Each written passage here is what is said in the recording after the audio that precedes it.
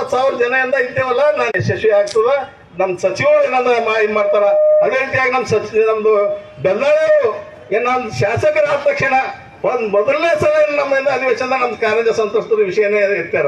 ಯಾಕಂದ್ರೆ ಇವತ್ತ ಶಾಸಕರು ಆಗ ಮೊದಲು ಮ್ಯಾನಿಫೆಸ್ಟೋ ಫಸ್ಟ್ ಅಂದ್ರೆ ಕಾರಂಜ ಮುಳುಗಡೆ ಸಂತ ನ್ಯಾಯ ಒದಗಿಸ್ಕೊಡ್ತೀನಿ ಅಂತ ಹೇಳಿದಾರೆ.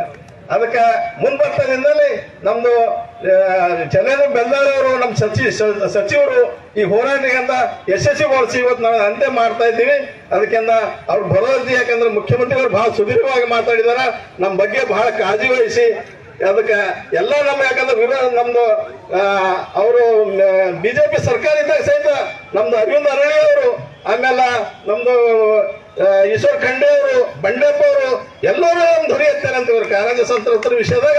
ಯಾಕಂದ್ರೆ ಮಲ್ತಾಯಿ ಧೋರಣೆ ಮಾಡಿಲ್ಲ, ನಾವೇನು ಹೋರಾಟ ಬಂದಿದ್ದೆವು 4 ನಮ್ದಿಂದ ಅಧಿವೇಶನದಾಗ ಬಹಳ ಪ್ರತಿಯೊಂದು ಸಲ ನಮ್ಮ ಕಾರಂಜ ವಿಷಯ ಬಂದದ.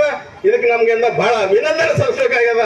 ಅದಕ್ಕಾಗಿ ಕೊನೆಗೆ ಏನಂದ್ರೆ ಇದು ನಮ್ಗೆ ಇವತ್ತೊಂದು ಯಶಸ್ವಿಯಾಗಿ 1 ತಿಂಗಳ 2 ತಿಂಗಳ ನಾವಿಂದ ದುಡ್ಡು ನೋಡ್ತೇವೆ ಅಂತ ಹೇಳಿ ಈ ಹೋರಾಟಕ್ಕೆ ತಾವೆಲ್ಲ ಈ ರೈತರು ಎಲ್ಲರೂ ನಾವು ಏನ್ ನಡ್ಸ್ಕೊಂಡ್ ಬಂದೆವು, ಯಾವ ರೀತಿ ಹೋರಾಟ ಮಾಡಿದೆವು, ಎಷ್ಟು ಜನ ಹೈರಾಣಾಗಿರಿ, ಬಹಳ ನಿಮ್ಗೆ ಸಾಷ್ಟಾಂಗ ನಮಸ್ಕಾರಗಳು.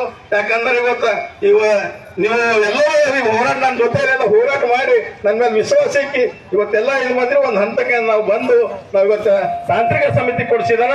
ಈಗ ನಮ್ಮ ದಸ್ತಿಯವರು ಅವ್ರು ಹೋರಾಟ ಮಾಡಿ ಅವ್ರಿಗೆ ಅಂದ್ರೆ ಯಾವ ರೀತಿ ಯಶಸ್ವಿ, ಯಾಕಂದ್ರೆ ಅವ್ರ ಕೈ ಮೇಲೆ ಯಾವುದೂ ಇದಾಗಿಲ್ಲ.